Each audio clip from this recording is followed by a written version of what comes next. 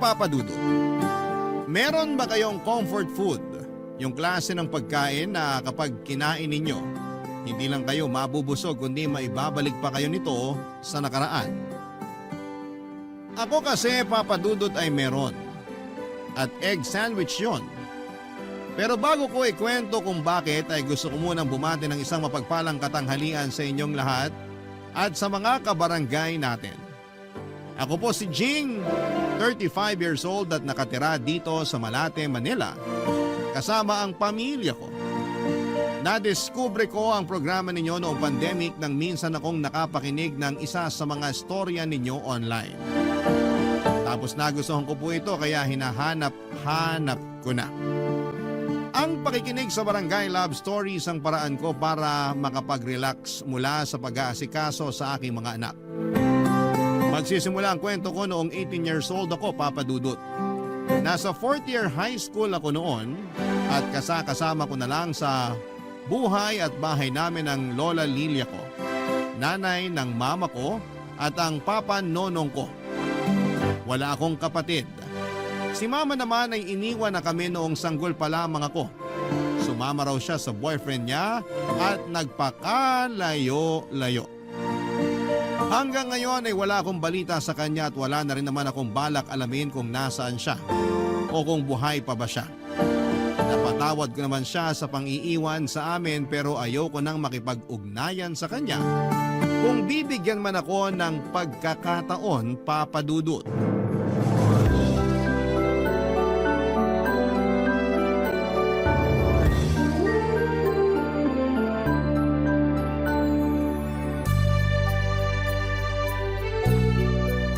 Ay, grabe. Sakit ng katawan ko. Nak, kuha mo naman ako tubig. Parang di ko na kayang tumayo sa upuan at maglakad. Sige po. Grabe. Ngalay na ngalay mga binti ko katatayo sa trabaho kanina. Buti na lang talaga hindi kami pinag-OT kasi baka di ko na kayanin. Mahirap talaga kumita ng pera rito sa atin. Kahit na anong sipag mo, parang kulang pa rin. Pa, tubig po. Salamat. Kaya ikaw, mag-aral kang mabuti para sa opisina yung maging trabaho mo. Matagal pa naman po yun, 18 pa lang po ako. Malapit na rin naman. Pero parang ayoko pa pong magtrabaho, nakakapagod kasi. Wala namang trabaho na hindi nakakapagod. Mas nakakadagdag lang talaga ng pagod yung mabigat ginagawa mo. Tapos maliit pa sweldo mo. Oo nga po pala, tuwing kailan sweldo nyo? Ha? Bakit mo naman natanong? Sige na po, sagutin nyo na lang. Kinsenas katapusan, bakit? Ayun, sakto. Bakit nga? Kasi po may sasabihin ako. Ano na naman yan, ha? Baka pagkakagastosan na naman yan. Opo, pero matagal pa naman. Parang 2 buwan simula ngayon. Sige, ano ba yan? Magkakaroon po uli kami ng tour bago yung graduation. Gusto ko pong sumama. Lagi mo namang gustong sumama, di ba? Opo, pero hindi naman ako nakakasama. Ay, pasensya ka na. Kasi lagi rin may pinaggagamitan yung pera natin na nakalaan para sa tour mo. Kaya hindi ka nakakasama. Pero gusto ko na pong sumama ngayon. Pagbigyan niyo na po ako. Kasi malapit na rin naman ang graduation namin. Sigurado ka bang gagraduate ka? Ay, oo naman po. Kahit yun na lang yung regalo niyo sa akin. Tsaka para makasama naman ako sa tour namin. Lagi na lang po kung hindi nakakasama eh. Di ba pinaliwanag ko na nga kung bakit hindi? Opo, pero nakakainis pa rin. Huwag kang mainis. Alam mo namang mahirap lang ang buhay natin. Alam ko naman po yun. Pero naiingit na kasi ako sa mga classmate ko na nakakasama sa tour namin. Buti pa sila pinag-iipunan talaga ng mga magulang nila yung pambayad. Ako, lagi na lang taong bahay o hindi kaya nasa school para maglinis sa araw ng tour namin. Ay, o sige. Dahil kinonsensya mo na ako, sige. Pag-iipunan ko na yung tour mo. Para makasama ka na rin at di ka na mainggit sa mga kaklase mo. Talaga po? Oo nga. Kaya wag mo na akong simangutan dyan. Salamat po, Pa. The best talaga kayo. Oo, pero sana mapag-ipunan ko. Kasi baka magkasabay-sabay na naman mga bayarin natin. At kailanganin ko yung pera na yun pambayad. Wag naman sana, kasi magtatampo na naman ako sa inyo niyan. Kaya nga pag-iipunan ko na, di ba? Para hindi ka na magtampo. Asahan ko po yan, ha? Batang to, napakasigurista. Siyempre naman po. O siya, masahihin mo muna mga binti ko. Para naman may lakas na ulit ako magtrabaho bukas at sa mga susunod na araw. Naantok na po ko. Sige ka. Pag di ako nakapasok bukas sa trabaho dahil masakit mga binti ko, hindi rin ako makakaipon ng pang-tour mo. Sige na nga po, pero saglit lang ha.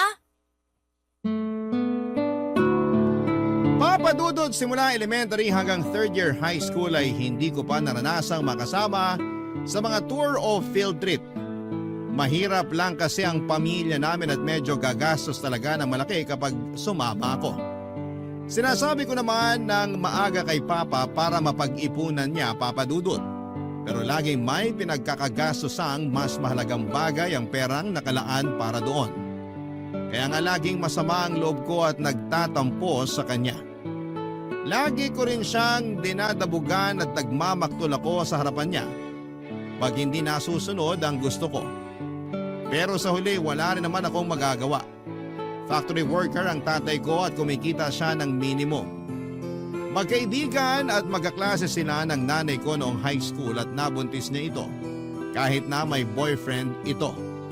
Pero pareho naman daw nilang ginusto kaso sa huli, iniwan pa rin siya ni Mama nang makipagtanan ito sa iba. Tinanggap na lamang ng Papa ko ang mga nangyari kahit na masakit sa kanya. Nagalit din sa kanya si Lola, nanay ng Mama ko dahil sa ginawa nila ni Mama. Kaya nagsorry si Papa kay Lola at nangako na aalagaan ako at palalakihin. Naawa naman si Lola sa sitwasyon namin noon dahil sanggol pa ako. At ulilang lubos na rin ang Papa ko. Hindi rin siya close sa mga kamag-anak niya dahil barumbado siya noong kabataan niya. Pero nagbago naman siya nang isinilang ako. Kaya naman nag-decide si Lola na kukupin kami at patirahin sa bahay kasama niya. Lalo na't mag-isa na lamang siya ng mga panahong yon, Papa Dudut.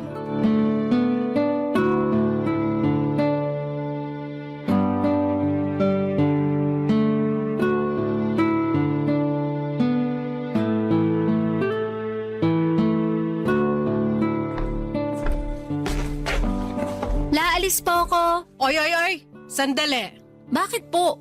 Huwag mo akong maktulan. Hindi ako katulad ng papa mo na madadala mo sa pagganyan-ganyan mo. Umupo ka rito sa tabi ko. Pero aalis nga po ako. At saan ka pupunta, ha? Sabado ngayon, wala namang kayong klase. Gagawa po kami ng project sa bahay ng kaklase ko. Gagawa raw. Baka naman tumatakas ka lang sa mga gawaing bahay kaya gusto mong umalis. Hindi po, grabe naman kayo. Ano? Grabe ako? Sinisigurado ko lang na hindi ka nagsisinungaling sa amin ng papa mo. Bakit ko naman po gagawin yun? Malalaman niyo rin naman yung totoo. Mabuti alam mo.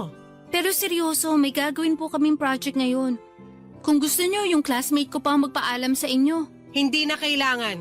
Paalisin din naman kita, pero mag-usap muna tayong bata ka. Hindi na po ako bata, 18 na po ako, dalaga na ako. Talaga lang ha?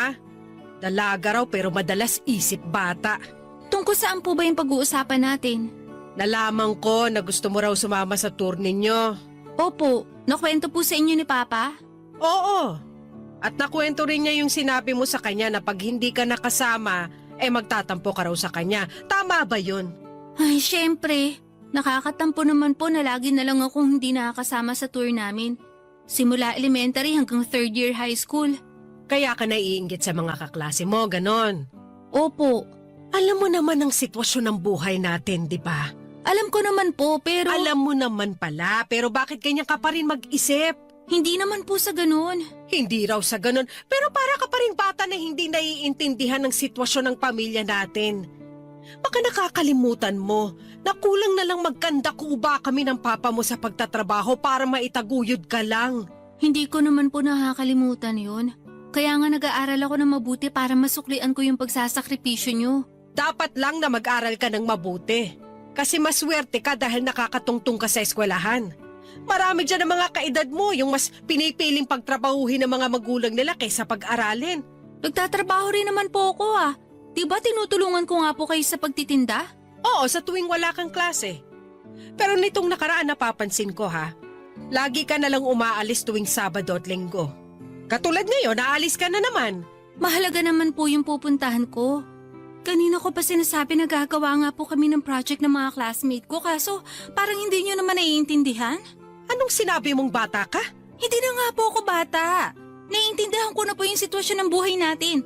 Sabi nyo nagkakanda ko ba na kayo ni Papa sa pagtatrabaho para maitaguyod ako. Ibig sabihin, kasama rin po doon yung maibigay nyo sa akin yung mga gusto ko.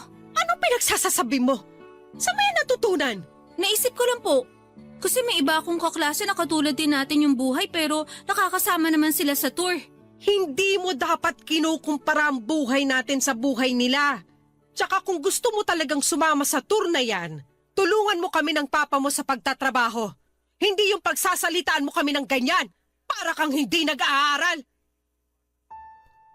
Papa Dudut, aminado naman ako na may pagkatamad ako sa bahay namin at mahirap utusan.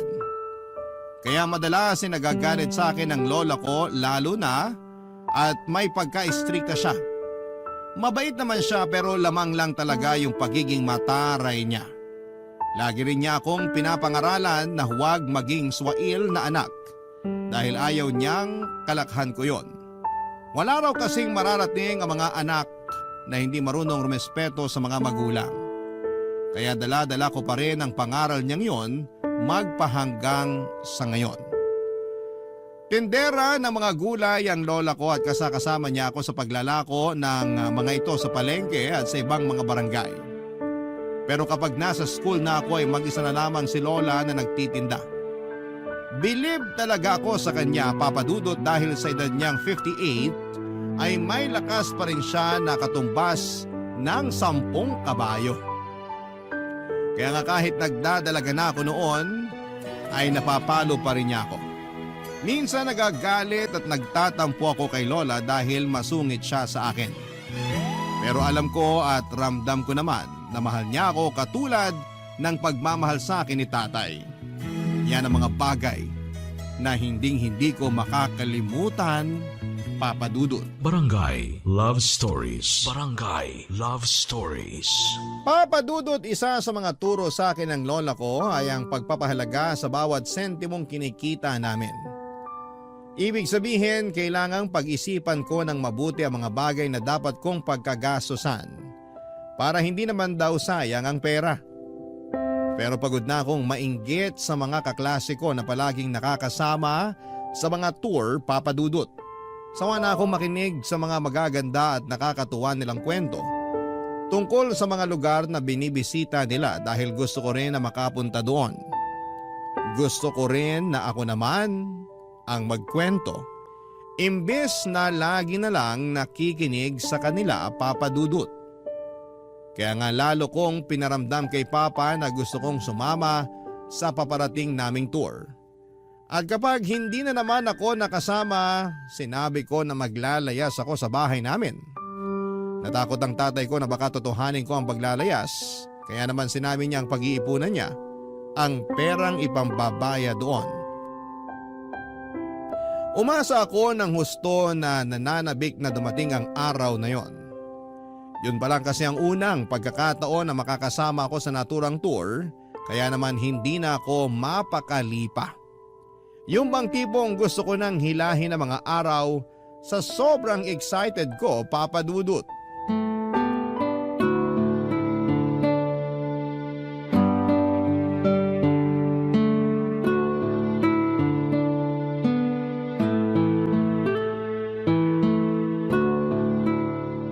Pa, sa susunod na linggo na po yung tour namin.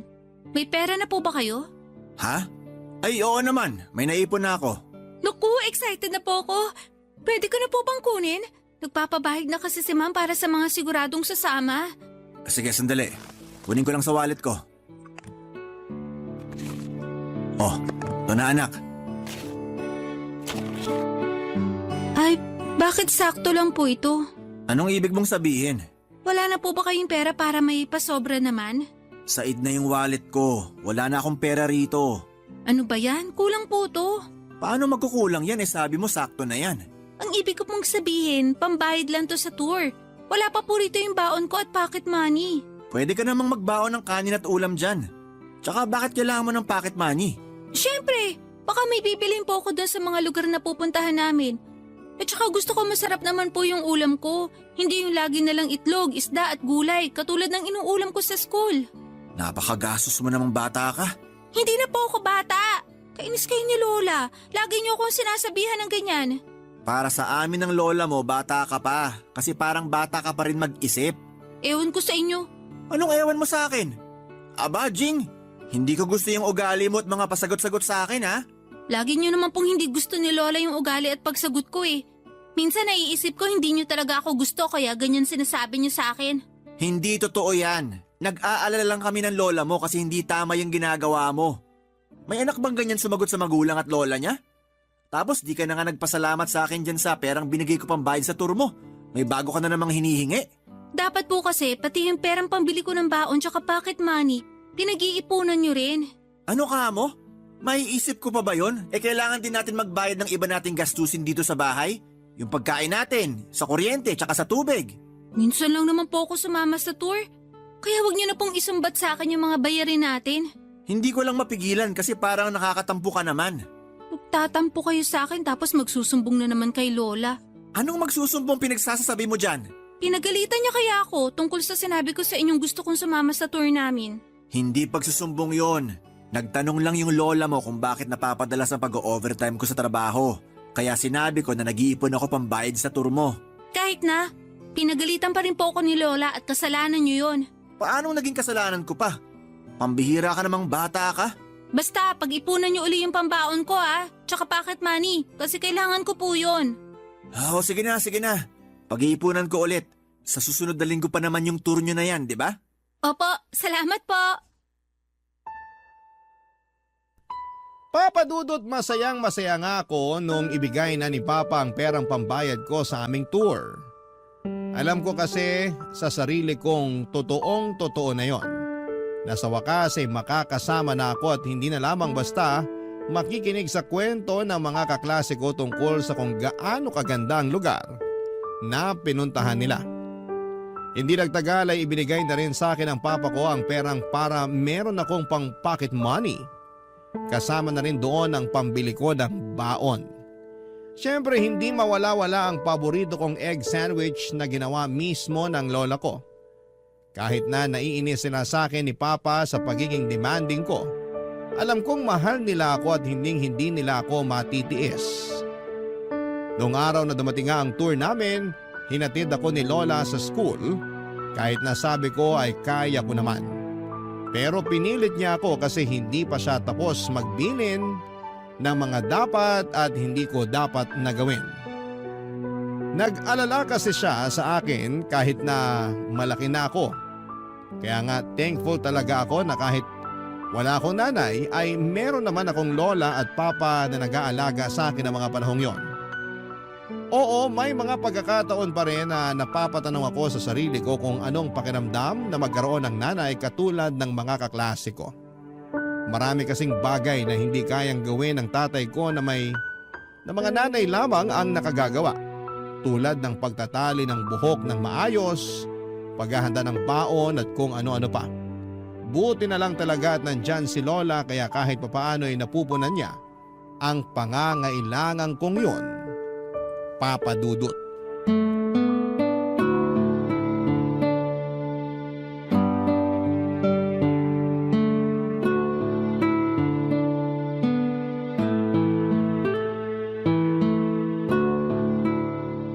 Kumusta naman yung tour nyo?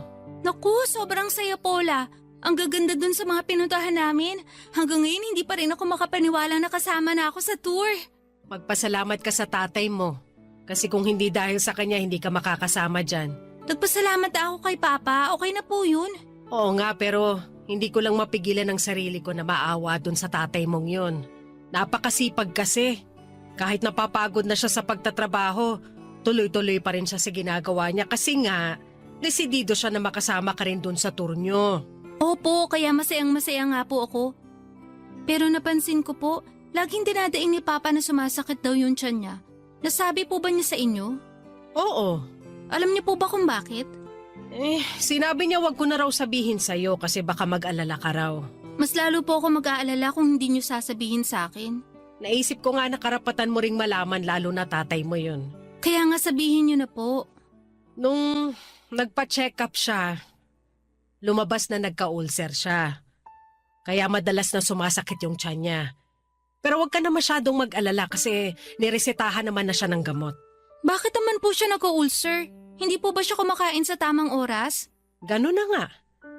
Minsan hindi pa siya kumakain.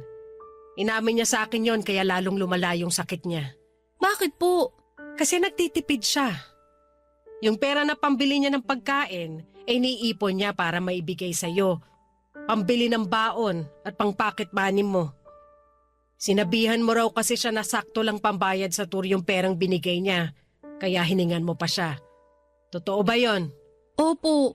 Pero hindi ko naman po alam na hindi siya kakain para lang may maipang pambaon at pang pocket money ko. Hindi naman kasi tayo mayaman. Yung buhay natin di katulad ng mga kaklase mo na dalawang magulang nila yung naghahanap buhay. Oo, natutulungan ko ang papa mo sa pagtitinda ng gulay.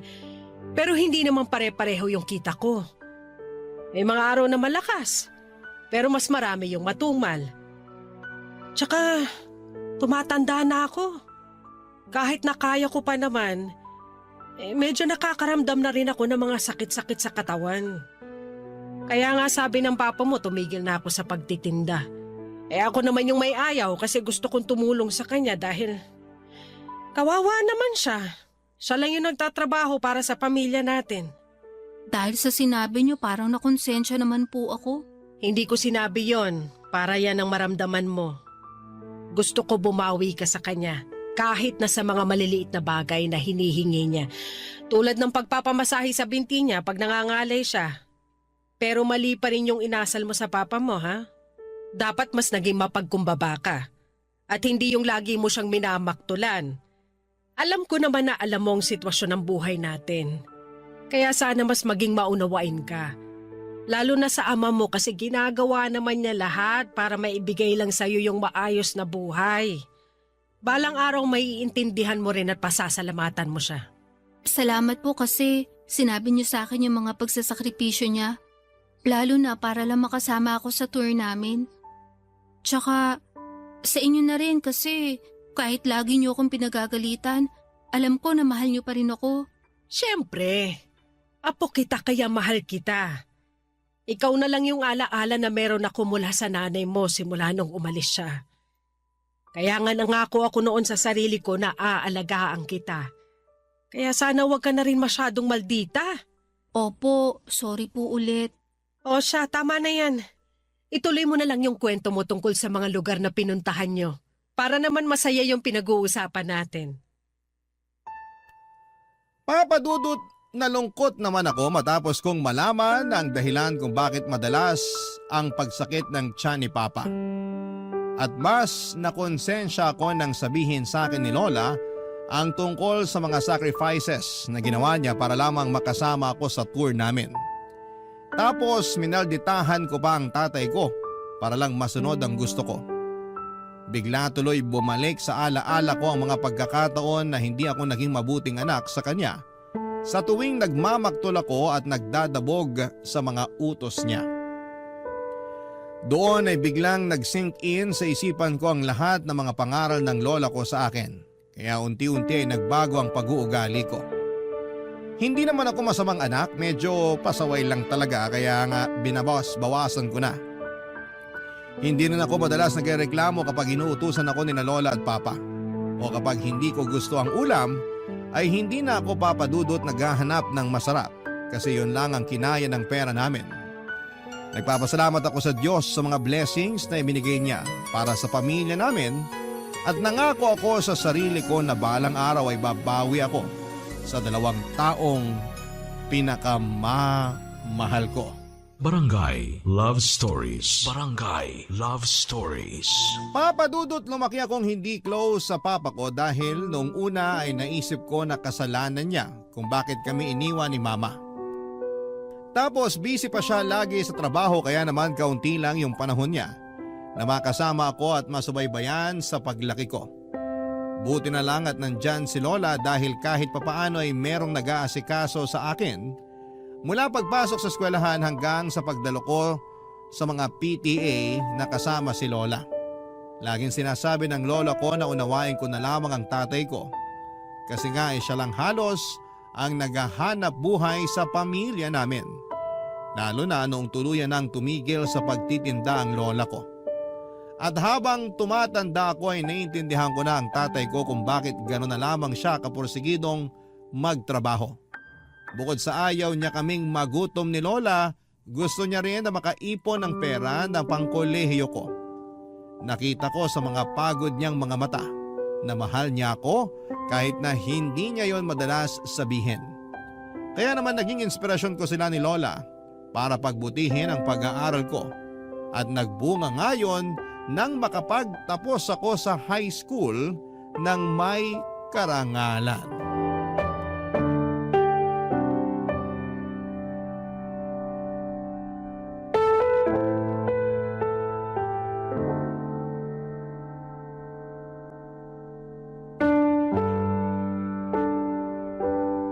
Naku, ang galing-galing naman ng apo ko. Congrats na. Kasi may medalya ka nung graduation mo. Masayang-masaya kami ng lola mo kasi alam namin nag-aral ka ng mabuti para lang magkaroon ka ng ganong karangalan. Yung totoo, para po sa inyo ni Lola yung karangalan kong yon, pa. Bakit para sa amin? Hindi naman kami yung pumasok sa eskwelahan at nag-aral. Oo nga. Nagtrabaho lang naman kami tapos lola mo lang yung nag-aasikaso sa'yo. Hindi naman po kasi literal na kailangan yung pumasok sa eskwelahan katulad ko. Kayo na po ang may sabi na nagtatrabaho kayo. Tapos si Lola naman yung nag-aasikaso sa akin. At kaya nga po ako nagsikap makagraduate ng may medal kasi kayo po yung inspirasyon ko. Kung hindi po dahil sa sipag nyo para lang mabigay sa akin lahat ng pangangailangan ko, hindi po ako makakapag-aral. Salamat po talaga. Walang anuman yon. Anak kita at mahal kita. Mahal ko rin po kayo. Nakakatuwa naman tignan ng sweet yung mag-ama. Salamat din po sa inyo kasi lagi nyo akong inaasikaso. Walang anuman yon. Tsaka maliit na bagay lang yon. Hindi po maliliit na bagay yon kasi kahit malaki na ako, nandyan pa rin kayo para gumabay sa akin at mangaral. Kaya nga kahit wala na akong nanay, hindi ko naman naramdaman na napabayaan ako. Iba rin mag-alaga ang lola mo. Kahit ako nga inaasikaso rin niya na para bang tunay na anak. Ano ka ba naman? Sa tinagal-tagal ng pagsasama natin dito sa bahay, paanong hindi kita tatratuhin parang tunay kong anak? Mabait ka at mabuti kang magulang kay Ching. Tapos nakita ko rin sa'yo yung determinasyon na mabigyan siya ng maganda at maginhawang buhay kahit na mahirap lang tayo. Doon pa lang napahanga mo na ako. Kaya sabi ko sa sarili ko, aalagaan din kita katulad ng pag-aalaga ko sa apo ko. Salamat po, Nay. Nararamdaman ko na meron akong magulang sa katauhan nyo. Hindi talaga ako nagkamali na pinatira ko kayo mag-ama sa bahay ko noon. Kasi simula nung iwan ako ng anak ko, pakiramdam ko na wala na rin ako ng rason na mabuhay. Siya na lang kasi yung meron ako pero nawala pa rin siya sa akin. At kasalanan ko po yun. Pakiramdam ko, ako yung nagtulak sa kanya para iwanan kayo. Habang buhay po akong hihingi ng tawad sa nangyari. Napatawad na kita, tsaka tapos na yon. Hindi na ako galit sa'yo. Malaki na rin naman yung anak ko. May isip na siya para malaman ng tama at mali.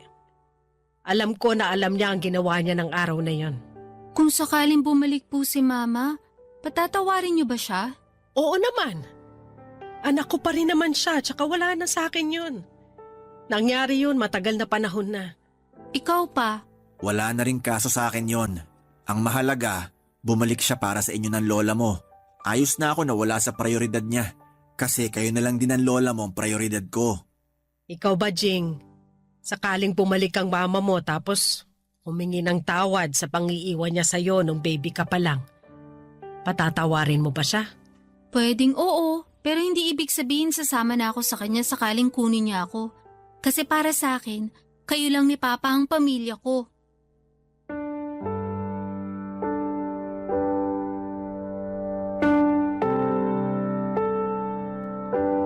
Papadudot lalo kong napatunayan na hindi lang mabait ang papa ko. Mapagmahal pa siya at maalalahanin. Patunay na nga doon yung mga panahong pinili niya akong panindigan at alagaan kahit na iniwan ako ng sarili kong ina. Kaya nga inalay ko talaga sa kanila ni Lola ang karangalang natamo ko pagkatapos ng pag-aaral ko. Sinabi ko rin sa kanya na gusto kong tumulong sa pagtatrabaho habang nag-aaral kaya nag-working student ako, Papa Dudut. Pumasok po ako bilang crew sa isang 24/7 coffee shop sa lugar namin. Yung sobra sa perang ibinibigay ni Papa sa akin ay itinatabi ko sa bangko matapos kong magbukas ng bank account. Proud sa akin si na Lola at Papa dahil malaki na raw ang pinagbago ko. Hindi na ako yung dating pasaway at spoiled na anak. Pero masasabi ko pa rin na nandun pa rin yung pagiging maldita ko na naman ako kay Lola. Kapag sinasabi ko yon sa kanya ay laging tumataas ang kilay niya kasi mas maldita pa rin daw ako. Natatawa na lamang ako kapag naaalala ko yon at kahit nga college na ako noon ay lagi pa rin akong ginagawa ng baon ng lola ko. Kasama na nga doon yung paborito kong egg sandwich. Kumuha po ako, Papa Dudut, ng kursong AB English. Pinagbuti ko talaga ang pag-aaral ko hanggang sa makapagtapos muli ako ng may karangalan. Lahat ng yon ay alay ko kina Lola at Papa. Natatandaan ko na sobrang excited ako na dumating ang araw ng graduation ko. Hindi ko pa kasi sinasabi sa kanila na may medalya ko. Tuwang-tuwa sina Papa at Lola matapos nilang malaman na may karangalan ako noong araw ng graduation ko. Proud na proud sila sa akin pero mas proud ako sa kanila dahil sa mga sakripisyo nila. Kaya lang ay nagbago ang lahat sa buhay namin dahil kinabukasan ay hindi na nagising si Papa mula sa pagkakatulog. Oo, Papa Dudut. Bigla ang namatay ang tatay ko noong sumunod na araw at ang sakit-sakit noon para sa amin ni Lola. Mabilis man na lumipas ang 5 buwan ay hindi naman naging ganon kadali ang pag-move on ko. May mga pagkakataon pa rin na nagbe-breakdown ako dahil nami-miss ko ang tatay ko.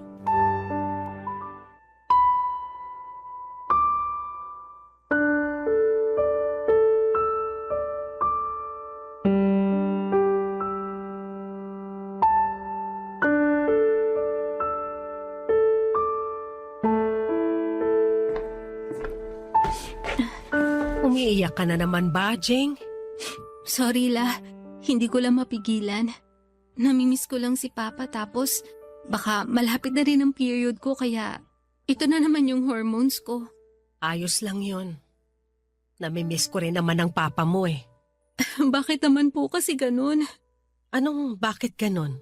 Kasi kinuha siya agad sa atin ng ganun kabilis. Parang ang saya-saya lang natin ng graduation ko. Tapos kinabukasan biglang wala na siya.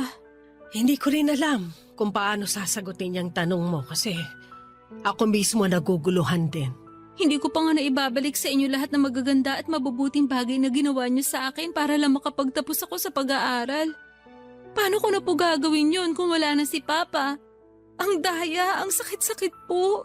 Sigurado ako kung saan man naroroon ang papa mo proud na proud siya sa'yo. Hindi po ba pwede na dito muna siya sa atin para magkakasama tayo? Ayoko kasi na malayo siya sa atin, nalulungkot po ako. Nalulungkot din ako pero ganun talaga ang buhay. Hindi natin masabi. Akala mo ayos lang yung isang tao pero nalalabi na pala yung mga araw na kasama natin siya sa mundo. Diyos lang ang nakakaalam kung kailan niya tayo kukunin. Pero ang hirap lang kasi wala man lang senyales. Yung iba kahit paano nakakapagpaalam pa pero ako ni hindi nabigyan ng pagkakataon para magawa yun kay Papa. Wala na tayong magagawa. Kundi tanggapin na lang talaga yung nangyari kahit masakit. Alam ko ayaw din naman ni Nonong na habang buhay tayo magluksa sa pagkawala niya. Lalo ka na nagsisimula pa lang sa buhay may trabaho mo. Alam ko naman po yun. Pero nahihirapan pa rin ako makausad. Mabuti na lang nagiging busy ako kapag nasa trabaho. Kahit paano, nakakalimutan ko yung pagkawala ni Papa. Pero hindi ko pa rin po mapigilang malungkot at mag-alala. Ha? Bakit ka naman nag-aalala? Kasi natatakot na ako mag-isa. Hindi ka naman mag-iisa. Kasama mo pa ako. Opo, pero... Pero ano? Ano bang akala mo sa akin? Susunod na agad dun sa papa mo? Hindi naman po sa ganun. Pero bigla ko lang naisip kasi... Kasi matanda na ako. Sobra ka naman sa akin. La naman eh. Huwag ka na kasi masyadong mag-alala dyan. Dahil magsasama pa tayo ng matagal.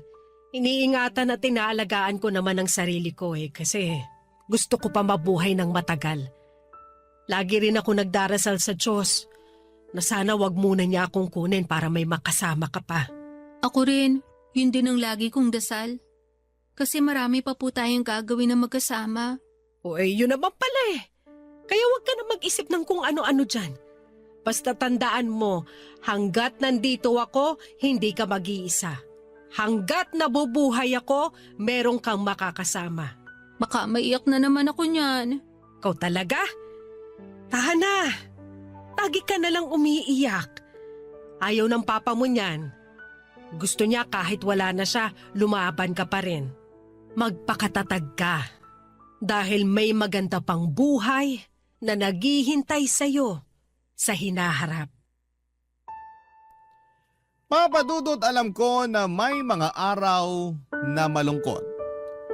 Meron din na masaya. At hindi naman palaging mabigat ang nangyayari dahil meron ding mga araw na magaan. At kapag nakakaramdam ako ng lungkot sa tuwing naaalala ko ang pagkawala ng papa ko ay lagi ko na lamang iniisip ang mga masasayang alaala na kasama ko siya noong nabubuhay pa siya. Mahal na mahal ko si Papa at masaya ako kasi nabigyan ako ng pagkakataon na makasama siya bago siya nawala sa piling namin ni Lola. Sa kasalukuyan ay may asawa na ako at mga anak. Wala na rin si Lola dahil noong nakaraang taon lamang ng 2023 ay pumanaon na siya, Papa Dudut. Pero masaya ako kasi nakasama ko pa siya ng matagal-tagal at nasaksihan niya pa na ikasal ako at nagkaanak. Kahit papaano, panatag na ang puso ko na nasa mabuti silang kalagayan ng papa ko nang magkasama. At sa tuwing nami-miss ko sila ay nagluluto ako ng paborito nilang pagkain na naging paborito ko na rin para naman lagi ko silang naaalala. Hanggang dito na lamang po, Papa Dudut, ang sulat ko at maraming pong salamat sa inyong programa sa Barangay Love Stories. Sakaling mapili po ninyong i-ere ang istorya ko. Naway kinapulutan po ito ng aral at inspirasyon ng mga kabarangay natin. God bless po sa inyong programa, ang inyong kapuso at kabarangay, Jing. Dear Papa Dudut, sabi ng mama ko, iwasan ko raw masangkot sa magulo at komplikadong sitwasyon. Kasi mahirap na raw lusutan yun at sigurado ako na ako lang din ang mapiperwisyo. Pero minsan ay mahirap labanan ang sarili lalo na kung gustong gusto mo ang isang bagay o tao. Kahit na alam mong pangit sa paningin ng iba ay gagawin mo pa rin. At yan ang napagdaanan ko sa kwento na gusto kong ibahagi sa inyong programa na Barangay Love Stories. Pero bago ako mag-umpisa, itago nyo na lang po muna ang pangalan ko sa pangalang Martus. Kaka-31 ko lamang nitong August at taga Mandaluyong. Nagtatrabaho ko sa isang BPO company at wala pang sariling pamilya. Pero noong 29 years old ako ay nagkaroon ako ng girlfriend na mas bata sa akin ng 6 na taon. Bali 23 years old siya noon, na itago na lang natin sa pangalang Bridget. Naging magkatrabaho kami at doon na rin nagkakilala. Maganda si Bridget, kalog at palatawa. Bagay na nagustuhan ko sa kanya. Pero sa kabila ng lahat ay nag-alangan pa rin po ako na i-pursue yung feelings ko sa kanya. Dahil nga sa age gap namin, Papa Dudut.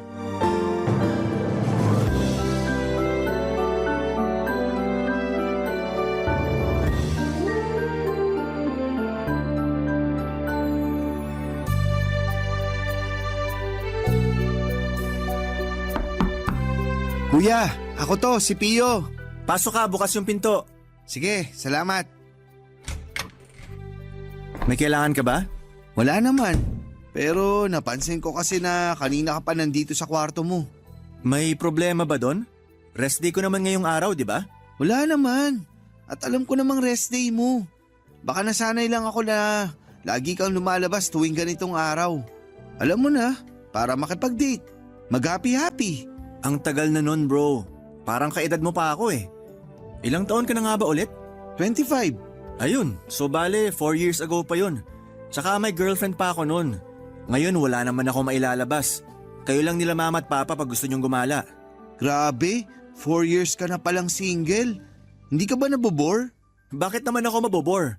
Sarap kaya sa pakiramdam na walang sakit ng ulo. Hindi naman lahat ng babae sakit ng ulo. Hindi ko naman nila lahat. Tsaka wala akong sinabing sakit sila ng ulo, no? Ang punto ko rito yung pakikipagrelasyon mismo. Kung ganyan tingin mo sa pakikipagrelasyon, ibig sabihin, hindi ka pa nakaka-move on sa ex mo na nang iwan sa'yo dahil nabuntis ng ibang lalaki. Tama ba? Bakit naman siya napasok sa usapan? Happily married na yung tao. Alam ko, pero alam ko rin na nasaktan ka talaga ng gusto dahil sa nangyari. Kahit naman ako, galit pa rin sa ex mong yun. Ang tagal-tagal nyo na, kasal na lang kulang sa inyo pero hindi ka pa niya nahintay. Hindi rin naman siya sigurado kung may hinihintay siya noong mga panahong yun. Anong ibig mong sabihin? Hindi pa kasi ako handang magkaroon ng sariling pamilya. 25 pa lang kami noon.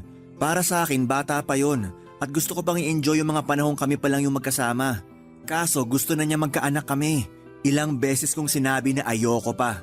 Kaya siguro naghanap siya ng iba. Talaga? Hindi ko alam yan ah. Bakit ngayon mo lang sinabi? Hindi ko pa kasi matanggap na may kasalanan rin ako noon.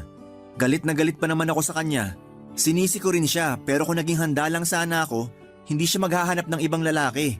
Hindi niya ako iiwanan. Mahirap naman kasing pilitan na maging handa ka. At least, honest ka na ayaw mo pa.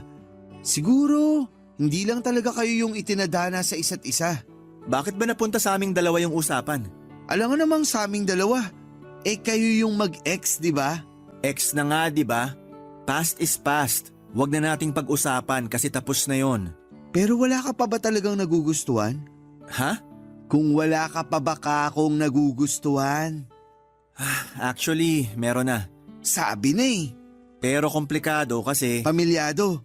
Naku, lagot ka kay na mama at papa. Sira! Patapusin mo muna ako, pwede? Sorry na, na-excite lang. Sige na, dali. Bakit komplikado? Kasi katrabaho ko siya at mas bata siya sa akin. Gaano ka bata? 23 years old. Bale, 6 years age gap namin. Grabe ka naman. Yung iba nga dyan, more than 6 years, ayos lang. Walang problema. Saka adult na yung 23 ha. Hindi na yun alagaing bata o menor de edad. Yung tungkol naman dyan sa trabaho nyo, uso naman yan eh. Make sure lang na hindi maaapektuhan ng love life nyo yung mismong trabaho nyo. Kasi dyan ka sasabit. Sa bagay, marami nga doon lantaran pa yung pakikipagrelasyon. Wala namang sinasabi ang management. Basta hindi ka lang papatol sa may asawa. Walang problema dun. May kasabihan nga na age doesn't matter, di ba? Oo. Saka ngayon ka na lang ulit nagkagusto sa isang tao. 4 na taon ka ng single. Malay mo, siya na pala yung dawan. Tapos pinalagpas mo lang kasi natatakot ka o nag-aalinlangan ka. Wala naman ako nakikitang problema. Mapadudod doon ko na-realize na tama naman ang mga sinabi ng kapatid kong si Pio. Ang tagal na rin simula nung huling beses ako nagkaroon ng girlfriend. Na-trauma kasi ako sa ex ko kaya umiwas muna ako sa pakikipagrelasyon. Pero tumanda na ako. At gusto ko na rin bumuo ng sarili kong pamilya.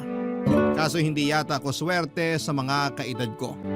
Pero dahil nga mas bata sa akin si Bridget ay ayoko naman siyang madaliin na magkaanak na kami.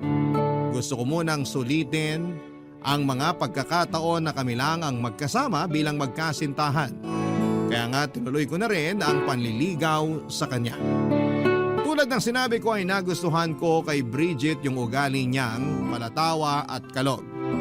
Kapag kasi stress na yung team namin ay nananatili siyang positibo, kaya naman nahawahan niya ng pagka-good vibes ang mga kasamahan namin. Sa kabila ng lahat ay lumaki sa isang tradisyonal na pamilya si Bridget kung saan ay kailangan ko munang makilala ang parents niya bago niya ako sagutin sa panliligaw ko. At bilang lalaki na seryoso naman sa intensyon at nararamdaman ko sa kanya, ay pumayag akong pumunta sa kanila para makilala ang magulang niya. Doon ko nga nakilala ang Mama Ingrid niya na mag-isang nagpalaki sa kanya, Papa Dudut.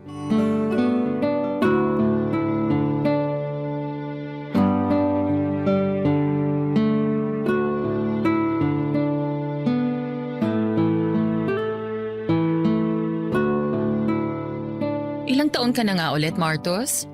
29 po. Ganun ba? Hindi halata sa itsura mo, ha? Salamat po. Sabi sa'yo, ma, mukhang bata pa rin si Martus eh. Hindi naman ako tutol kahit na ano pang itsura niya, anak.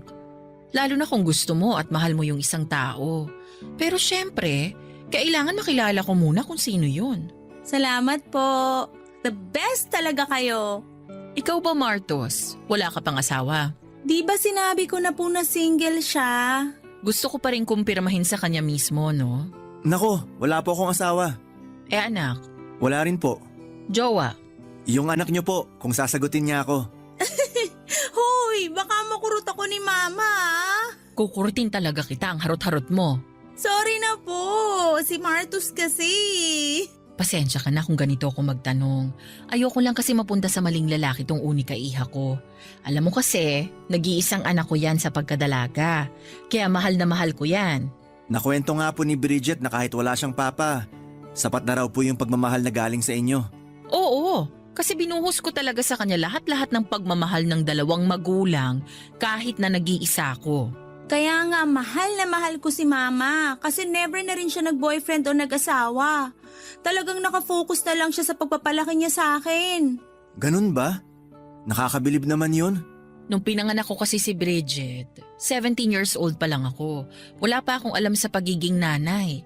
Tapos hindi pa ako pinanagutan nung nakabuntis sa akin. Eh hindi ko na rin hinabol, baka tumanda ako ng maaga. Hinayaan ko na lang at sinabi ko sa sarili ko na gagawin ko lahat, mapalaki lang ng maayos yung anak ko. Hindi na rin ako nag-boyfriend o nag-asawa kasi natatakot ako na baka mangyari sa kanya yung mga napanood ko noon sa balita. Yun bang ginagawa ng masama ng mga stepfather yung anak-anakan nilang babae? Ayokong mangyari yun kay Bridget. Mas kakayanin ko pang mabuhay ng walang lalaki kesa mawala o mapahamak ang anak ko. Hindi naman po lahat ng lalaki, ganun. Saka malaki na ako. Anong ibig mong sabihin? Naisip ko lang na pag nagkaasawa ako o nagkaroon kami ng pamilya ni Martus, bubukod na kami tapos maiiwan na lang kayong mag-isa dito sa bahay. Kaya baka panahon na para tumanggap kayo ng manliligaw para makasama niyo pagtanda. Kasasabi ko lang na kaya kong mabuhay ng walang lalaki. Saka ayoko na magkaanak. Tanda-tanda ko na para magbuntis at mag-alaga ng bata, no? Grabe naman sa matanda. Eh hindi nga po halata sa itsura niyo. Bakit ba napunta sa akin yung usapan? Di ba dapat tungkol to sa inyo ni Martos? Ayaw nga po, no? Okay lang po yun.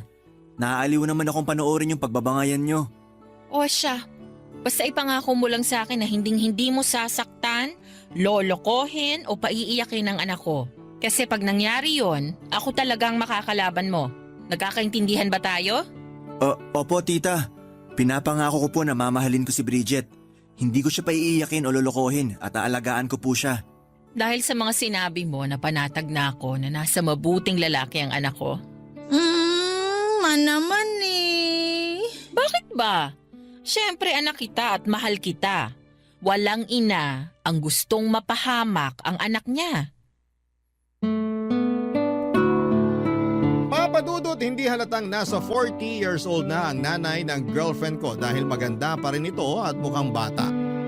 Sa unang tingin ay akalain mong magkapatid lamang sila. Hindi rin ito makalumang tao o yung bang old-fashioned, lalo na sa pananamit at pagsasalita. Kaya nga nakampante ako lalo na nang ipaliwanag ko naman sa kanya ng mabuti ang intensyon at nararamdaman ko para sa anak niya.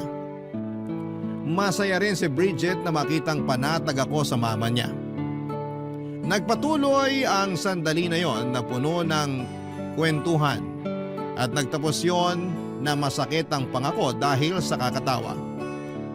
Nakakaaliw kasi si Tita Ingrid kapag nagkikwento siya ay sinasamahan niya pa ng aksyon para daw damang-dama. Lalo tuloy akong natatawa at natutuwa. Bago matapos ang gabing yon ay nagpasalamat sa akin si tita dahil sa wakas ay meron na raw matinong manliligaw ang anak niya. Nakwento kasi niya na puro na lang daw isip bata ang mga ipinapakilalang lalaki sa kanya ni Bridget. Kaya medyo alanganin siya nung umpisa. Pero ngayon na nakilala niya ako ay mukhang nakampante na si tita sa akin. Barangay Love Stories. Barangay Love Stories. Papadudot ng sumunod na araw ay sinagot na ako ni Bridget. Kaya naman masayang masaya ako. Lagi na rin akong pumupunta sa bahay nila dahil ini-invite ako ni Tita Ingrid. Gusto raw niya ako na makaklose lalo na at kasintahan ko na ang anak niya. Wala namang problema sa akin kasi hindi naman siya masungit at hindi rin intimidating. Sa katunayan ay masaya ako at excited kapag pumupunta sa kanila. Kitang-kita ko kasi ang tiwala at approval niya sa relasyon namin ng kanyang anak. Mabilis na lumipas ang 2 buwan ay lalo kong nakilala ang ugali ni Bridget. Nandun pa rin naman ang mga bagay na nagustuhan ko sa kanya tulad ng pagiging positibo, masayahin at kalog. Pero na-realize ko na napaka-energetic niya at extrovert. Samantalang ako ay introvert kaya aminado ako na may mga pagkakataon na hindi ko matapatan ang energy niya. May mga bagay kasi siyang gustong gawin na hindi ko naman gusto papadudot. Halimbawa, yung lumabas kasama ang mga kaibigan niya na hindi ko naman kaedad. Pinagbigyan ko na siya 1 beses pero namihasa naman siya. Magkaiba ang description namin ng fun kasi may mga bagay din akong gusto na ayaw din naman niya papadudot.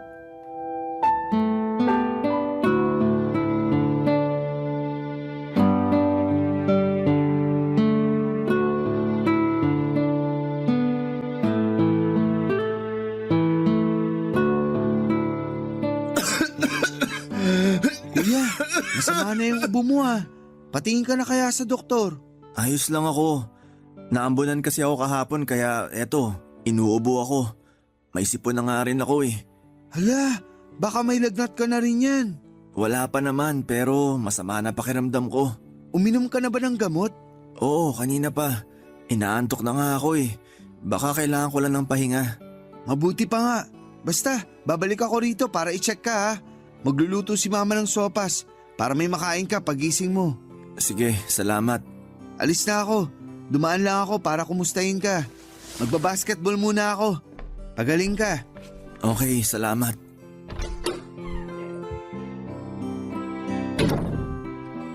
Ay, makatulog na muna. Bakit kaya tumatawag si Bridget? Hello? Hello, bebe ko? Hindi ba sabi ko wag mo akong tawagin ng ganyan? Ikaw naman, ang KJ mo eh. Ang cute-cute kaya ng bebe ko. Anong gusto mo? Lovey-dovey? Mas lalong ayoko. Ganyan ba talaga ang matatanda? Parang walang katamis-tamis sa katawan? Okay na sa akin yung mahal. Ayoko nun, masyadong common. Sige, bahala ka na. Salamat, bebe ko. Ay, may ba tayo? Tumawag na ako kasi di ka sumasagot sa text and chats ko eh. Akala ko ba nasa inyo ka lang? Oo nga. Masama lang pakiramdam ko kaya di ko kayang mag-phone. Sumasakit mata ko pag tumitingin matagal sa screen kahit naka-on na yung reading mode. Ganun ba? Sayang naman yung araw kung nandiyan ka lang sa bahay nyo. Mabuti pa samahan mo na lang ako. Sinabi ko na masama nga pakiramdam ko, di ba? Inuman mo na lang yan ang gamot. Uminom na ako. Pero saan ka na naman ba pupunta? Makasaan ka naman? Nakalimutan mo na no. Nagpaalam ako sa iyo kagabi. Sorry, lutang lang. Sabi ko, magbabar hopping kami ng former high school classmates ko. Tuloy naman yun pero nagsabi kasi sila na isasama daw nilang mga jowa nila. Sa lagay ako lang walang kasamang jowa mamaya. Pero... Sige na, sumama ka na. Sige ka, manlalalaki ako para lang may mapakilala sa kanila. Yan ang wag na wag mong gagawin. Kaya nga, sumama ka na. Mamaya pa naman yun, mga 8:00. Pwede ka pang matulog para makapagpahinga ka. Mag-alarm ka na lang pero gumising ka ng mga 6:00. Bakit naman ang aga? Siyempre, susunduin mo pa ako dito sa bahay, no? Hindi ba talaga pwedeng hindi ka pumunta? Hindi saka nakauuna ako. Matagal na namin yung pinlano kasi di nagbabangga mga schedule namin. Ayoko naman mag-back out. Saka para maipakilala na rin kita sa kanila. Hindi ko pa ba sila nakilala? Ang dami ko na kasing minute na mga kaibigan at dating kaklase mo. Kaya nalilito na ako. Hindi pa. Bagong batch sila, classmate ko sila nung second year high school. Yung nakilala mo, classmate ko nung third year. Ah, ganun ba? Oo, kaya asahan kita mamaya ah. I love you, bebe ko. I love you too. Bakit walang bebe ko? Sige ka, tampo ko. I love you too, bebe ko. Huwag ka na magtampo. Okay, see you later. Papadudot mukhang seryoso si Bridget nang sabihin niya sa aking manlalalaki na lamang siya kapag hindi ko siya sinamahan sa bar hopping nila. Natakot ako at naisip ko na mabuti na rin na nandun ako para mabantayan ko siya. Kaya nga kahit masama ang pakiramdam ko ng araw na yon ay sumang-ayon na lamang ako sa gusto ng girlfriend ko. Turns out na nagpakalasing siya ng gabing yon at ako ang naging bantay niya. Antok na ako noon pero nilabanan ko dahil kailangan ko pa siyang intindihin. Ayaw pa nga magpaawat ni Bridget sa pag-inom ng gabing yon. Kung todo sayaw din siya sa dance floor at ako na lang ang nahiya sa mga pinaggagawa niya. Nainis din ako kasi pinagpipiestahan siya ng mga kalalakihan habang kumikembot na may kasama pang patuwad-tuwad. Kaya nga kahit na naggalit na siya sa akin at kamuntik na kaming mag-away, ay inawat ko na siya at niyayang umuwi na sa kanila. Sa bahay nila ay alalang-alala na naghihintay ang mama niya. Magkatulong kami ng mama ni Bridget na ipasok siya sa kwarto niya at ihiga sa kama, papadudot.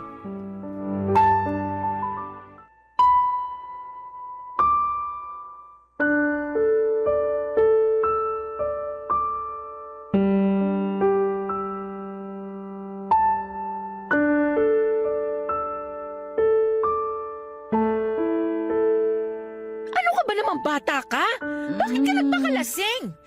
Hindi na po ako bata, ma. 23 years old na po ako. Bata pa rin yun, no? Pasalamat ka andun si Martos para bantayan ka. Pero sana hindi ka pa rin uminom ng marami. Pagbigyan niyo na ako.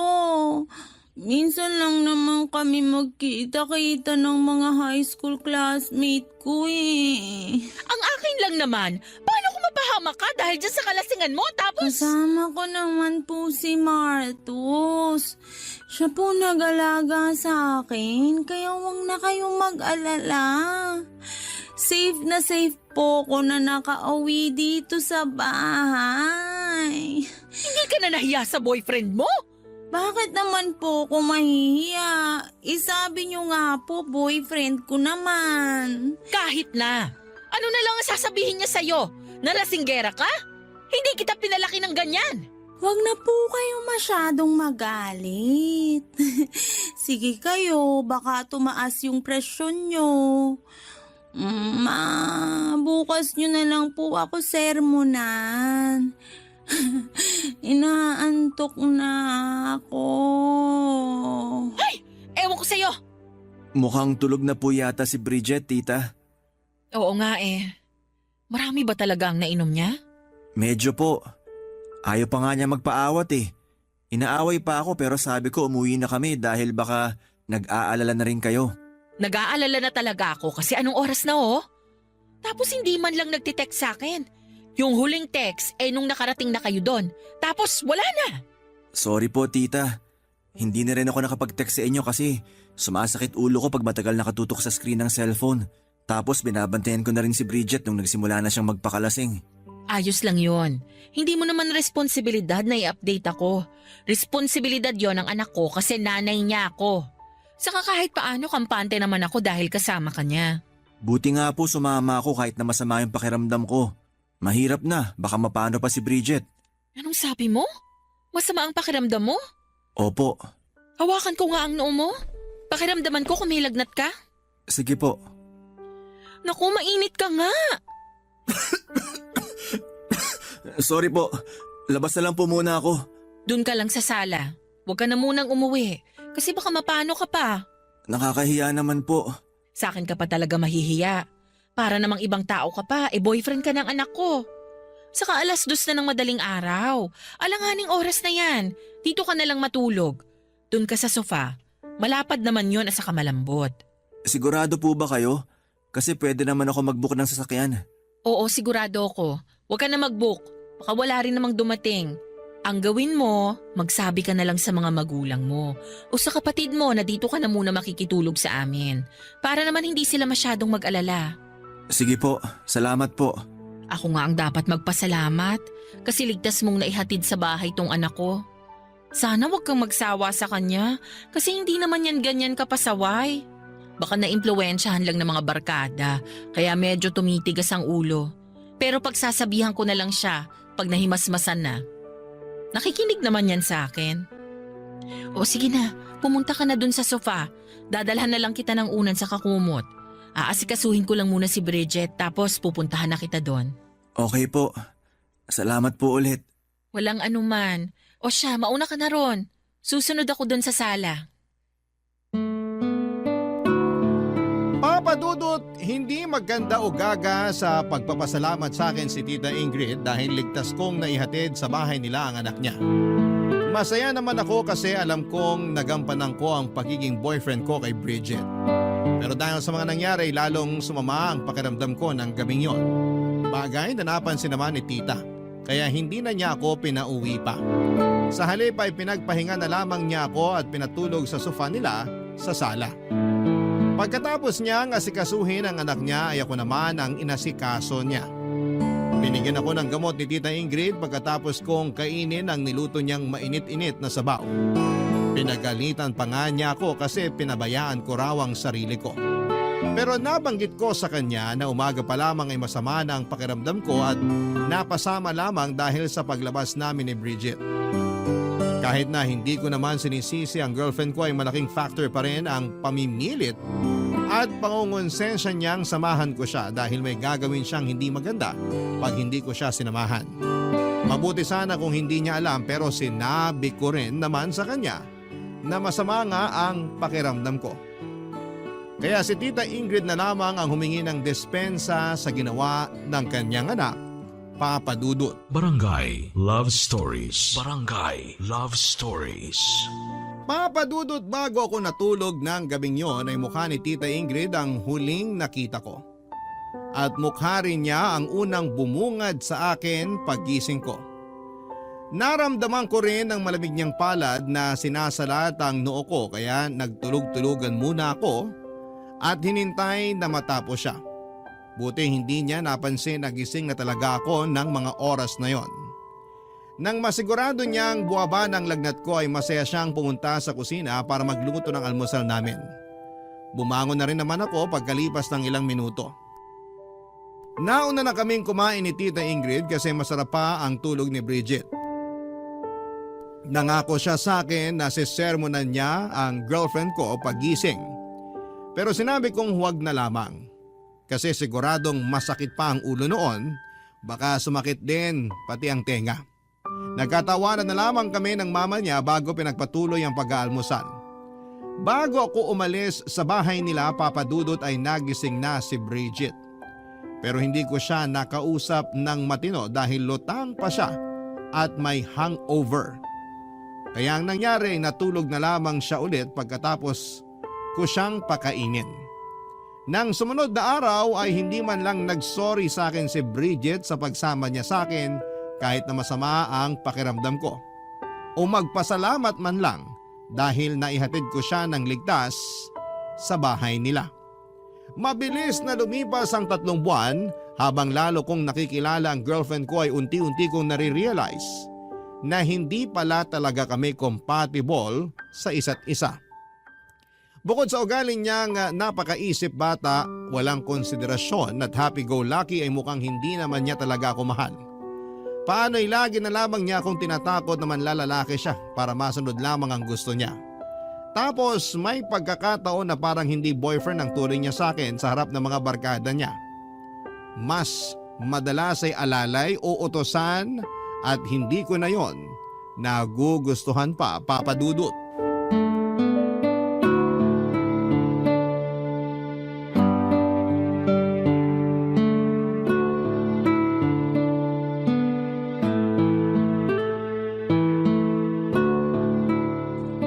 Hindi ka ba nabobore? Hindi naman, bakit? Ako kasi nabobore. Ang boring dito sa bahay since umalis si Mama. Buti na lang naisipan kong papuntahin ka. Pero kabilin-bilin na ng mama mo na huwag tayong gagawa ng milagro rito. Si Mama talaga napaka-KJ. Hindi na naman ako bata. Saka ano kung mabuntis mo ko pag ginawa na natin yung sinasabi niyang milagro? Willing naman ako magpakananay sa magiging baby natin, no? Mas mabuti pa rin na sundin mo yung mama mo kasi alam niya ang tama at mali. Kung makapagsalita ka naman. Bakit? Ayaw mo pa bang magka-baby tayo? Bridget, kita mong may ginagawa ako, di ba? Oo. At kanina ka pa nga nakatutok dyan sa laptop mo. Ano ba yan? Thesis ng bunso naming kapatid, pinuproofread ko. Ang boring naman yan. Hindi naman. Interesting nga yung study nila eh. Gusto mo bang malaman? Ayoko nga. Graduate na ako dyan, no? Ayoko na yung balikan. Okay. Alam mo, napapansin ko, wala ka ng time sa akin. Ano bang sinasabi mo? Nandito nga ako sa bahay niyo kahit na sinabi ko naman sa'yo na may gagawin ako. Mas uunahin mo pa yan kaysa sa akin na girlfriend mo? Pupuntahan naman kita pero hindi ka makapaghintay. Gusto mo pag nagsabi ka na pumunta ako rito, ura-ura darating ako. At kasalanan ko pa pala ngayon, ha? Sige, sa susunod, ibang lalaki na lang papupuntahin ko dito sa bahay. Gawin mo na yung thesis ng kapatid mo. Alam mo ikaw, napapansin ko lagi mo na lang akong tinatakot na manlalalaki ka kapag hindi ko pinagbibigyan mga gusto mo. Gagawin ko talaga yon at hindi ako manghihinayang sa'yo, no? Anong sinabi mo? Sabi ko, manlalalaki ako at hindi ako manghihinayang na iwan ka kasi ang boring mo palang maging boyfriend. At ako pa talaga yung boring? Palibhasa ikaw, hindi ka marunong pumirmi sa isang tabi. Gusto mo laging umaalis, umiinom at gumigimik. Anong masama doon? You only live once, kaya live life to the fullest. Hindi naman sa lahat ng pagkakataon dapat ganyan yung mindset mo. Anong gusto mo maging mindset ko? Yung katulad sa'yo? Laging nasa bahay? Minsan lang lumabas? Mahilig magbasa ng libro? In short, boring na tao. Nung una pa lang naman alam mo na ganyan yung personality ko. Pinilit ko naman mag-adjust simula nung maging girlfriend kita. Pero ikaw yung hindi marunong mag-adjust para sa akin. Akala mo kasi kapag pumirmi tayo sa bahay, nakakulong na tayo. Ganun naman talaga yun. Palibasa, matanda ka na, kaya ganyan ka mag-isip. Anong sinabi mo? Matanda ka na. Kasi ganyan yung mga kilala ko matatanda. Gusto na lang sa bahay. Ayaw nang lumabas kasi nakakapagod daw at gagastos na naman. Grabe. Bakit ba ngayon ko lang na-realize yun? Magkaiba tayo ng gusto sa buhay. Siguro nga tama ka.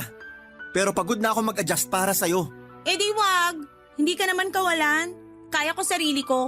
Aalis ako. Bahala ka dyan. Saan ka naman pupunta? Wala ka na doon. Total ayaw mo naman ako samahan. Diyan ka na lang sa thesis ng kapatid mo hanggang mamuti mata mo. Papa Dudut, umalis si Bridget ng bahay nila at hindi ko alam kung saan siya nagpunta. Hinayaan ko na lamang siya dahil baka kailangan namin ng space sa isa't isa. Pero hindi na rin naman ako nakapag-concentrate sa ginagawa ko pag alis niya. Marami ako naisip ng mga oras na yon. Una na doon yung sinasabi niya na mga kaibahan namin dahil sa pagitan ng aming mga edad. At kasama na rin doon yung hindi ko masabi sa kanya na namumuong feelings ko sa mama niya. Kahit na mag-ina sila, magkaiba sila sa kilos at pananalita. Kaya hindi ko napigilan ang aking sarili na mahulog kay Tita Ingrid. Malumanay kasi ito magsalita, maalaga at hindi ako itinuturing na alalay. Nung una ay pinigilan kong lumalim ang nararamdaman ko para sa mama niya. Kasi alam kong mali yun pero nakita ko na lamang ang sarili ko na gusto ko na si Tita Ingrid ng higit pa kay Bridget na siyang girlfriend ko. Pero hindi ako tanga para aminin yon sa kanya noong nagkaroon kami ng mainit-init na pagtatalo. Pagkatapos noon ay humingi ako ng cool off kay Bridget dahil gusto ko munang makahinga sa relasyon namin. Posible kasing napapagod lamang ako o naguguluhan sa nararamdaman ko. Wala namang ginawang kakaiba si Tita Ingrid para ako magkagusto sa kanya. Kaya alam ko na ako lang ang may issue rito. Baka nga ako lang talaga yung may gusto sa kanya at anak lang ang turing niya sa akin. Dahil sa mga nangyari, ilang araw akong nag-work from home pero ang totoo ay iniiwasan ko lamang talagang makita si Bridget. At napansin na nga ng kapatid kong si Pio na may pinagdadaanan ako, Papa Dudut.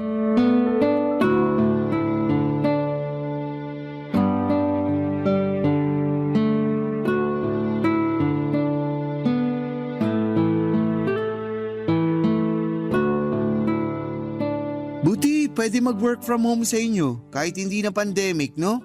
Hindi naman mahigpit sa amin. Tsaka basta nagagampanan mo yung trabaho mo ng maayos, walang kaso kahit nasaang lupalop ka pa nagtatrabaho. Naks naman! Lipat na lang ako sa inyo, kuya. Change career na ako. Sira, Joke lang. Yung totoo, pumunta talaga ako rito sa kwarto mo para makipagkwentuhan since tapos na naman duty mo. kilala kita. Hindi mo lang basta gustong makipagkwentuhan. Sige na, ano ba talagang kailangan mo? Hindi naman kita uutangan eh. Hindi ko naman naisip yon. Masyado ka mapanghusga. Siyempre. Ano na nga kasi yung kailangan mo? Break na ba kayo ni Bridget? Hindi pa. Hindi pa. Bakit parang alanganin naman yung sagot mo? Hindi pa kami break. Pero humingi ako ng cool off. Cool off? Ipapunta na rin yun sa breakup. Unofficial pa nga lang. Mukhang tama ka nga. Hindi ko na kasi alam kung paano pa magsisimula ulit sa relasyon namin. Ano ba kasing nangyari? May ginawa ba siya sa'yo? Bukod dun sa mga nakwento ko na ugali ni Bridget, wala naman na. So far, hindi pa niya tinutuloy yung panlalalaki niya. Talaga? Baka naman magaling lang siyang magtago. Hindi ko alam. Pero tingin ko ako talaga may problema sa amin eh. Imbis kasi na ayusin ko yung relasyon namin, parang gusto ko na lang tapusin. Huwag mong sabihin na ikaw talaga yung may iba ha. Naku, kuya. Wala naman akong iba. Pero may gusto na akong iba. Kaya lang komplikado. Ayan ka na naman. Hilig mo talagang ilagay yung sarili mo sa komplikadong sitwasyon. Alam ko namang pagagalitan niyo ako nila mama, kaya nga pinipigilan ko na makagawa pa ng mas malalang bagay. Kanino ka ba kasi nagkagusto? Kilala ko ba yan? Oo, kay Tita Ingrid. Sa nanay ng girlfriend mo? Oo, Naloko na. kaya nga. Pero bakit naman nagkaganon? Yung totoo, ang laki ng kaibahan nila ni Bridget. Doon ko na-realize na hindi kami compatible ng anak niya. Kasi mas gusto ko yung mindset ng nanay niya. Napaka-mature mag-isip ni tita. Bukod doon, maalaga pa siya at maalalahanin. Malayong malayo kay Bridget na kulang na lang gawin akong utusan niya. Mahilig pang mamilit na gawin ko yung isang bagay na gusto niya kahit na ayaw ko. Pero alam mong mali na magkagusto sa nanay ng girlfriend mo. Kaya tigilan mo yan. Alam ko naman yun. Kaya nga humingi ako ng cool off kay Bridget para mapag-isipan ko kung ano yung tamang gawin. Wala rin naman silang alam tungkol sa nangyayari sa akin. Ikaw lang ang pinagsabihan ko. Salamat kasi sinabi mo. Para kahit paano, mapayuhan kita. Ipapaalala ko lang sa'yo na kung kaya mo pang umalis sa sitwasyon na yan, umalis ka na. Huwag ka nang sumugal kasi alam mong matatalo ka lang. Saka magulo yan. Huwag mong sirain yung relasyon ni Bridget sa mama niya. Huwag mo silang pag-awaying mag-ina. Ayoko rin naman mangyari yon kasi mahal na mahal nilang isa't isa. Kaya nga ikaw na lang yung lumayo. Yun yung tama na pwede mong gawin. Tungkol naman kay Bridget, mag-usap kayo. Sabihin mo sa kanya yung nararamdaman mo. Aminin mo na hindi mo na siya mahal. Tapos, maghiwalay na kayo. Kalimutan mo na rin yung mama niya. Wag mo nang kakausapin si Tita Ingrid kahit na siya pa yung mag-insist sa'yo. Kasi pag ginawa mo yun, baka lalo mong mailagay yung sarili mo sa mas komplikado pang sitwasyon. Tandaan mo yung kabilin-bilinan sa atin ni Mama. Wag nating ilalagay ang sarili natin sa komplikadong sitwasyon dahil tayo lang din yung mahihirapan. Minsan, may mga feelings na hindi na dapat pinipursue. Papadudot pagkatapos ng usapan namin yon ni Pio ay aaminin kong naliwanagan ako sa tama at dapat kong gawin. Bigla ko naalala ang payo sa amin ni Mama tungkol sa huwag naming ilagay ang sarili namin sa komplikado at alanganing sitwasyon. Kaya nga matapos pa ang isang buong araw na pag-iisip ay nakapagdesisyon na akong tuluyan ng hiwalayan si Bridget. Alam ko rin kasi na hindi na rin mag-workout ang relasyon namin dahil magkaiba kami. At alam din niya yon kaya pumayag na lamang siya. Pagkalipas ng isang linggo ay nakita ko sila na noong kaidaran niyang lalaki na taga-kabilang department. At makalipas nga ang 6 na buwan ay nag-resign na siya sa pinagtatrabahuhan namin matapos mabuntis. Sa kasalukuyan ay masaya naman ako at contented sa buhay kahit na single ako. Wala akong pinagsisisihan, Papa Dudut, sa desisyon kong tapusin ang relasyon namin ni Bridget at hindi i-pursue ang nararamdaman ko sa mama niya. Alam ko kasi na posible kong masira ang relasyon nilang mag-ina at ayoko namang gawin yon sa kanila, Papa Dudut. Kaya nga masasabi ko na proud ako sa sarili ko dahil nagawa kong umusad nang walang nasasaktang ibang tao. At kung sakali naman na pagkalooban ako ng panibagong pagkakataon na magmahal muli, hiling ko sa Diyos na gabayan at tulungan kami upang mas maging matatag ang relasyon namin. Hanggang dito na lamang po ang sulat ko, Papa Dudut, at sana po'y mapili po ninyong i-ere sa Barangay Love Stories. Umaasa po ako na kinapulutan po ito ng aral at inspirasyon ng mga kabarangay natin. God bless po and more power sa Barangay LS. Ang inyong forever kapuso at kabarangay, Martus.